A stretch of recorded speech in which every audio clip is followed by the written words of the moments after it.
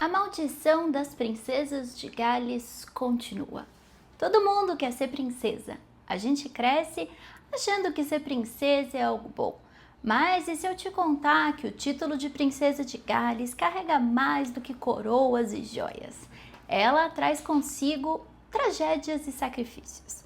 No último episódio, mergulhamos nas histórias de Anne Neville e Catarina de Aragão, duas mulheres que enfrentaram tragédias intensas e transformaram suas vidas em exemplos de resistência. Anne viveu os horrores da Guerra das Duas Rosas, enquanto a Catarina enfrentou um casamento anulado e anos de isolamento e dor. Se você ainda não assistiu, corre lá antes de continuar esse vídeo. Hoje, seguimos nessa jornada pelas histórias das princesas de Gales, com figuras mais icônicas também. Alexandra da Dinamarca, Maria de Teck e a princesa Diana.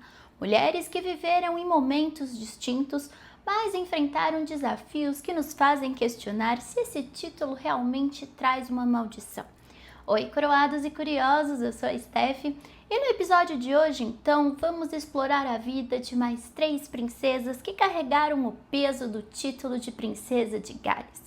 Prepare-se para mais histórias fascinantes sobre intrigas reais e superação. Vamos começar falando da Alexandra da Dinamarca, esposa do Eduardo VII. Você já imaginou uma princesa crescendo sem luxo? Parece até um enredo de conto de fadas, mas foi exatamente isso que aconteceu com ela. Apesar de ser parte da nobreza, Alexandra passou uma infância longe de ser extravagante. Ela nasceu no dia 1º de dezembro de 1844 e cresceu no modesto Palácio Amarelo em Copenhague. Mas será que Alexandra deixou isso definir a sua história? Claro que não. Sua mãe, a princesa Luísa, fazia questão de educar os filhos de forma disciplinada, inclusive realizando trabalhos manuais como bordar e costurar. Enquanto outras crianças nobres brincavam com miniaturas de carruagem, a Alexandra estava aprendendo a ser humilde e prática. Esse tipo de criação, seguindo o que sua mãe dizia, serviria para conectá-la ao povo. Uma lição que ela levaria consigo por toda a vida. Apesar da modéstia, Alexandra possuía um carisma natural. Sua graça encantava todos que a conheciam. Sua simplicidade era um reflexo direto do ambiente familiar disciplinado, porém afetuoso. Embora não tivesse um futuro garantido, a jovem princesa já parecia destinada a algo grandioso. Mas calma lá, as coisas mudaram e muito quando o pai de Alexandre, Cristiano IX, foi escolhido como herdeiro do trono dinamarquês. Esse momento redefiniu completamente a vida da família Gundsburg. Essa transição, no entanto, não foi só glamour. Para Alexandra, significou aprender rapidamente a navegar nos ambientes mais formais e representativos. De repente, ela estava participando de eventos oficiais, aprendendo sobre etiqueta diplomática e representando o nome da Dinamarca em cerimônias importantes. A ascensão do seu pai ao trono em 1863 foi um divisor de águas para Alexandra, que a fez aparecer no radar da rainha Vitória, que estava em busca de uma noiva perfeita para o seu filho rebelde, Eduardo, o príncipe de Gales. Agora, você acha que encontrar uma noiva para Eduardo foi tarefa fácil? A rainha Vitória era muito exigente e queria alguém impecável para o cargo. Alexandra destacou-se em tudo: beleza, graça natural, educação rígida e origem dinamarquesa foram vistas como grandes vantagens, já que a Dinamarca era neutra nos conflitos europeus, o que ajudava a evitar alianças complicadas que poderiam gerar mais problemas do que soluções. Mas a seleção não era só sobre política. Eduardo, conhecido por sua personalidade inquieta, aquele lá que fez a cadeira do sexo, precisava também aprovar a escolha. E acredite, Alexandra não teve dificuldade em conquistá-lo. Ele ficou impressionado desde o primeiro encontro. Claro que, como em todos os casamentos reais, o processo de seleção envolveu muitas consultas diplomáticas e encontros formais. Embora tudo fosse cuidadosamente planejado, havia uma química real entre o Eduardo e a Alexandra, o que tornava a união mais promissora. Agora, imagine o que é passar por um verdadeiro curso intensivo da realeza. Antes do seu casamento, Alexandra foi submetida a um treinamento rigoroso para se preparar para ser princesa de Gales. Sua mãe, Luísa, garantiu que ela recebesse mais aulas de etiqueta, idiomas e, claro, sobre a cultura inglesa. Uma curiosidade interessante é que Alexandra também recebeu orientações específicas sobre como lidar com a Rainha Vitória. Recomendação: seja sempre respeitosa, mas nunca se deixe intimidar. Alexandra seguiu esse conselho com maestria ao longo de toda a vida. O casamento dos dois, realizado em 1863, foi um dos maiores eventos da década.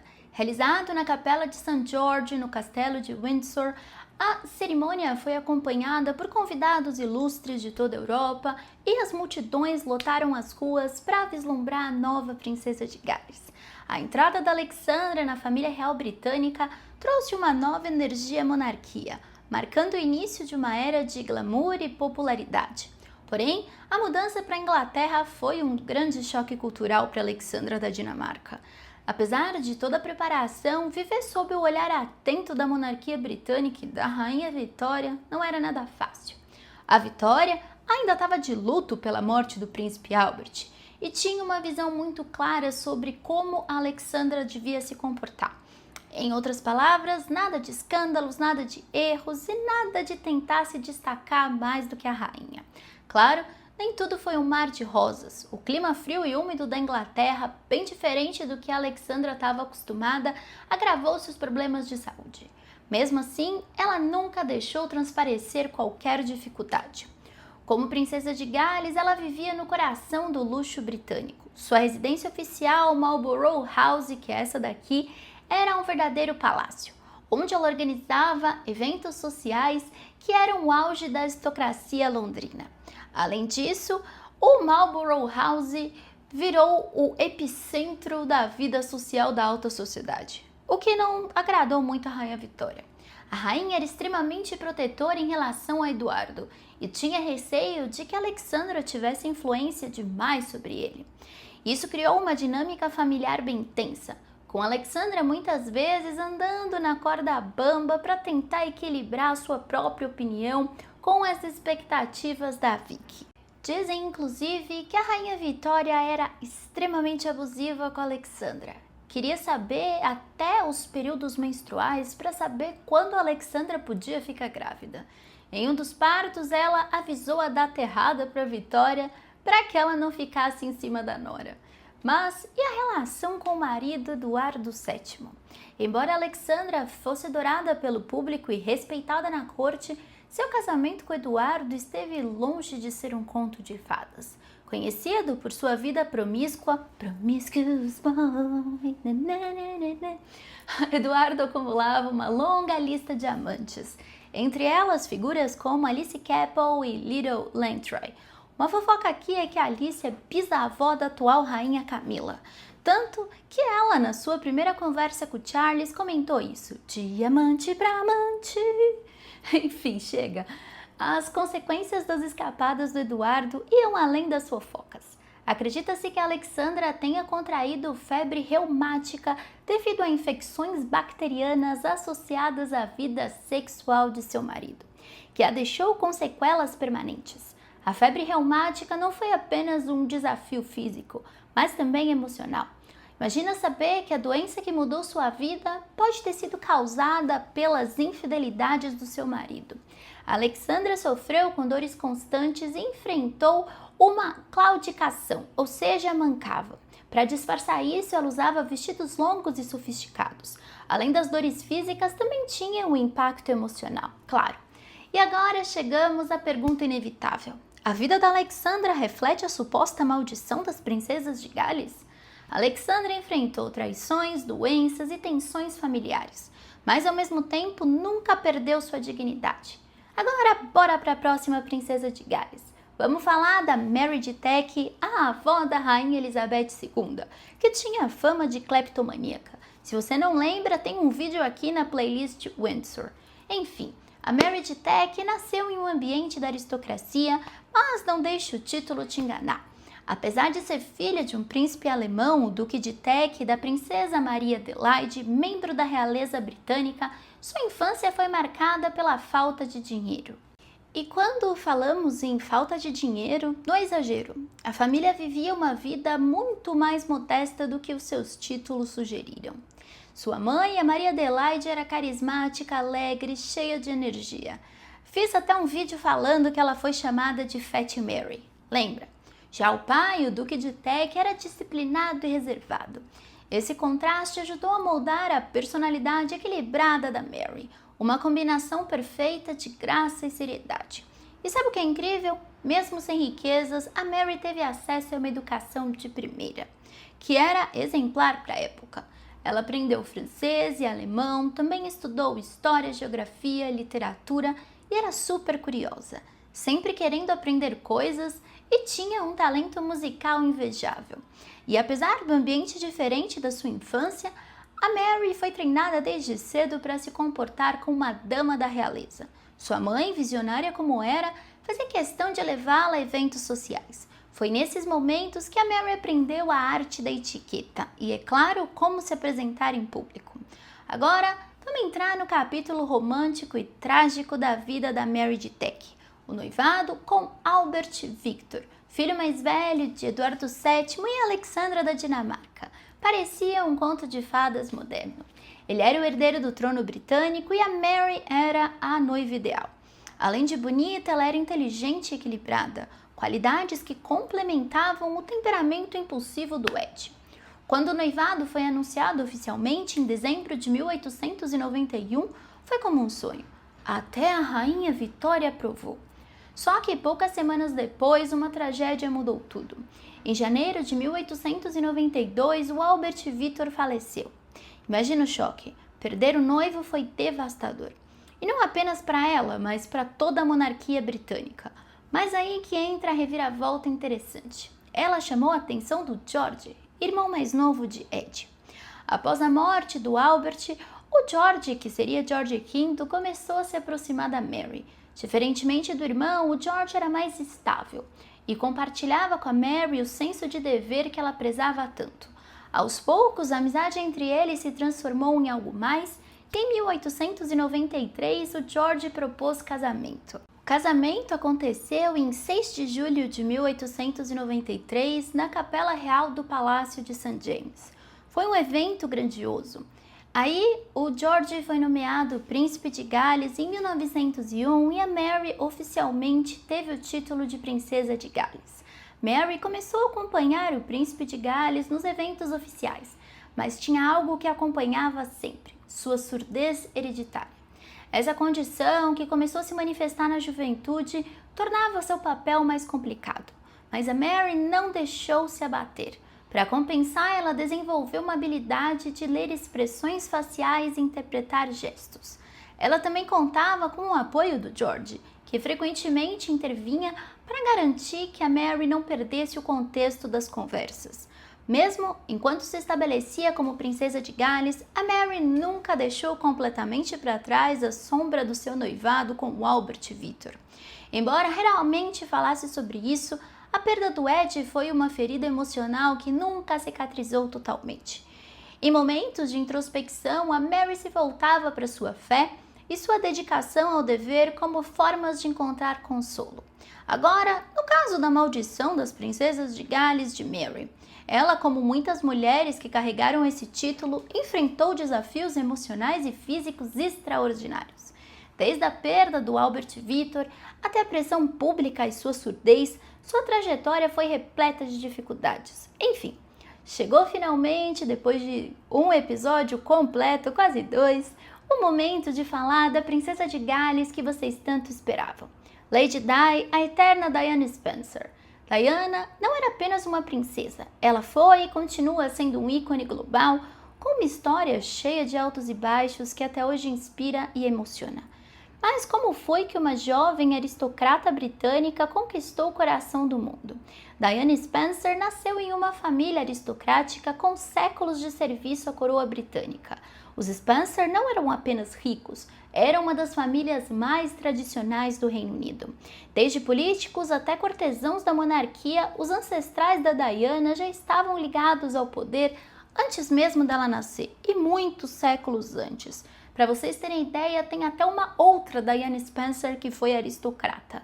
Posso contar sobre isso em outro vídeo. Mas apesar de toda essa herança nobre, a infância da Diana não foi feliz quanto um conto de fadas. Aos 7 anos, ela viu seus pais, John e Frances, enfrentarem um divórcio extremamente conturbado e público. Foi uma batalha judicial pela guarda dos filhos que deixou marcas profundas na pequena Diana, que acabou ficando com o pai e o irmão mais novo, Charles. Diana sempre foi descrita como uma menina gentil e empática, mas na escola ela não era a melhor aluna do mundo, mas era super esforçada. O que realmente a encantava eram as artes, especialmente a dança. Diana sonhava em ser bailarina, mas acabou desencorajada por sua altura. Mesmo assim, ela nunca abandonou a paixão pela música e pela dança, que continuaram a ser parte importante da sua vida. Aí ela conheceu o príncipe Charles, hoje rei Charles. Diana e Charles se conheceram de um jeito bem curioso. Em 1977, quando ela tinha só 16 anos, ele namorava sua irmã mais velha, Sarah Spencer. Enquanto Sarah e Charles não deram certo, a Diana deixou uma impressão duradoura no príncipe. Só em 1980, o Charles começou a enxergá-la como uma possível parceira. Aos 19 anos, a Diana parecia ser a escolha perfeita. Jovem, encantadora e com uma linhagem aristocrática que a monarquia tanto prezava. O noivado foi anunciado em 24 de fevereiro de 81. O Reino Unido estava em festa. Diana parecia a combinação perfeita de tradição e frescor que a monarquia precisava. Mas nem tudo eram flores, você já sabe. Diana revelou anos depois que durante o noivado já sentia insegurança sobre o compromisso de Charles com ela, principalmente por causa de Camila. Além disso, a Diana dizia que não se sentia boa o suficiente para o papel de futura rainha. Aí, em 29 de julho de 81, o mundo inteiro parou para assistir ao casamento da Diana e do Charles. A cerimônia na Catedral de São Paulo foi transmitida para cerca de 750 milhões de pessoas. Mas, por trás da grandiosidade, a Diana revelou que aquele foi um dos dias mais difíceis da sua vida. Diana Spencer se tornou um fenômeno global a assumir o título de Princesa de Gales. Com a sua juventude, beleza e carisma, ela rapidamente conquistou o público e os holofotes. Mas, por trás das câmeras e da imagem de contos de fadas, a Diana enfrentava um isolamento emocional profundo. Seu casamento com Charles já mostrava sinais de desgaste desde o início. Na verdade, desde o noivado, já que Charles disse na entrevista que queria uma mulher que sempre estivesse atrás dele nos holofotes. Bem para Diana. Ele também foi perguntado se estava apaixonado e respondeu, seja lá o que apaixonado significasse. Pois é. Na lua de mel, o Charles também levou abotoaduras que tinha recebido da Camila, sua atual esposa, e vários livros. Isso aumentou a tristeza da Diana, que não tinha já a saúde muito saudável. Isso, combinado com a pressão constante da mídia, criou um ambiente sufocante para Diana. Ela costumava descrever a sensação de viver sob os holofotes como ser um peixe em um aquário, sempre exposta ao julgamento público. Logo após o início do seu relacionamento com Charles, ela começou a sofrer bulimia nervosa. Ela mesma revelou anos mais tarde que o transtorno surgiu logo após o noivado. E os desafios não paravam por aí. Depois do nascimento do William, em 82, a Diana sofreu uma depressão pós-parto severa.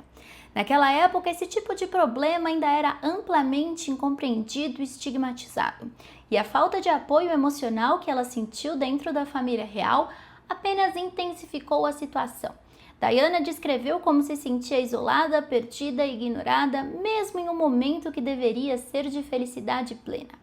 Infelizmente, as pressões contínuas levaram Diana a episódios de automutilação e pensamentos suicidas. Ela admitiu em uma entrevista à BBC em 95, dizendo que esses atos eram uma forma de pedir ajuda em meio ao sofrimento extremo. Um dos momentos mais dramáticos que ilustra sua angústia aconteceu durante sua primeira gravidez. Ela estava de 3 meses do príncipe William e se jogou da escada em Sandringham. Ela descreveu a situação como uma tentativa de chamar a atenção do Charles e expressar o quanto estava emocionalmente destruída e que se sentia invisível dentro da dinâmica familiar. Embora tenha sofrido hematomas e arranhões, o bebê não foi prejudicado. Esse episódio tornou-se um símbolo do estado emocional frágil que ela enfrentava enquanto lidava com o peso de ser princesa de Gales. Apesar de seus desafios pessoais, a Diana desempenhou seus deveres públicos com dedicação, participando de viagens internacionais, eventos beneficentes e compromissos reais, sempre com um sorriso no rosto. O que realmente também diferenciava a Diana era a sua capacidade de se conectar com as pessoas. Lembra quando ela apertou a mão de pacientes com HIV sem luvas? Isso foi revolucionário.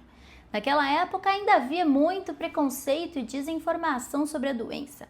E a Diana mostrou ao mundo que compaixão era mais importante que o medo. Agora, se há uma área onde a Diana realmente brilhou foi como mãe. Para ela, ser mãe era a prioridade número 1, acima de qualquer protocolo ou tradição. Antes da Diana, os filhos da realeza eram criados na maior parte do tempo por babás e tutores, mas a Diana mudou tudo. Ela fazia questão de estar presente na vida de William e Harry, participando de suas rotinas e os levando para viver experiências fora da bolha da realeza. Agora, o casamento de Diana e Charles, que pareceu começar como um conto de fadas, chegou ao fim em 96. A separação deles já era pública desde 92, mas o divórcio marcou o encerramento definitivo de uma relação que nunca foi realmente feliz. A Diana conseguiu manter o título de princesa de Gales e continuou a viver no Palácio de Kensington, onde focou ainda mais em suas causas humanitárias e na criação dos filhos. Enfim, como você já sabe, a Diana faleceu tragicamente em 31 de agosto de 97 em Paris, vítima de um acidente de carro enquanto era perseguida por paparazzis. Sua morte abalou o mundo inteiro e gerou uma onda de luto sem precedentes. Enfim, a gente podia falar horas sobre ela, mas a Diana talvez foi o exemplo mais próximo da maldição das princesas de Gales. Sua trajetória de vida reflete perfeitamente os altos e baixos extremos que acompanham as mulheres que carregam esse título. Embora tenha conquistado fama, amor do público e deixado um legado eterno, a Diana também enfrentou os lados mais sombrios da vida pública e pessoal. O casamento infeliz, saúde emocional abalada e uma morte prematura que chocou o mundo. Hoje a princesa de Gales é a Kate Middleton, esposa do príncipe William. Será que a maldição ainda existe? Kate parece estar vivendo uma experiência bem diferente, marcada por estabilidade e apoio, tanto pessoal quanto público. Desde o casamento com William em 2011, ela tem conquistado o público com sua elegância e carisma. Mas será que a Kate está imune à chamada maldição das princesas de Gales? Recentemente, a Kate revelou que enfrentou um diagnóstico de câncer, algo que ela conseguiu superar. Segundo suas próprias palavras, ela está curada, mas isso não diminui o peso emocional e físico que essa experiência pode ter trazido. Esse desafio, enfrentado sob os olhos atentos do público e da mídia, é um lembrete de que, apesar da sua posição, a Kate é humana e também enfrenta grandes dificuldades. Aí esse episódio nos faz lembrar. Maldição de Gales? E aí a gente ainda tem os rumores de traição. Em 2019, os tabloides explodiram com rumores de que William teria traído a Kate com a Rose Humbury, uma amiga próxima do casal e vizinha em Norfolk. Agora paremos para pensar. Isso soa familiar? Claro que sim. Diana viveu algo muito parecido com Charles e Camilla, que foi mantido em segredo ou nem tanto assim por anos. Será que esse padrão de infidelidade é mais uma peça das princesas de Gales? Além de tudo, para Kate carregar esse título deve ser complicado por si só. Imagina fazer isso enquanto o mundo inteiro te compara com a Diana. Kate ainda equilibra tudo, criação dos filhos, agenda lotada de compromissos reais e a expectativa de ser perfeito o tempo todo. A grande questão é aqui. Será que ela vai quebrar o padrão de tantas princesas de Gales? A gente espera que sim. Enquanto isso, ela segue firme, representando a monarquia com graça e enfrentando os desafios com sorriso. E nós? Seguimos sempre acompanhando tudo de perto. E você? O que acha? Kate vai quebrar a maldição ou será que o peso do título ainda é forte demais? E assim, encerramos nossa jornada pela vida das princesas de Gales. Se você gostou desse vídeo, lembra de se inscrever no canal e ativar as notificações. A gente tem vídeo novo todos os dias, às 8 horas da noite, com histórias incríveis como essa. Um beijo e até amanhã!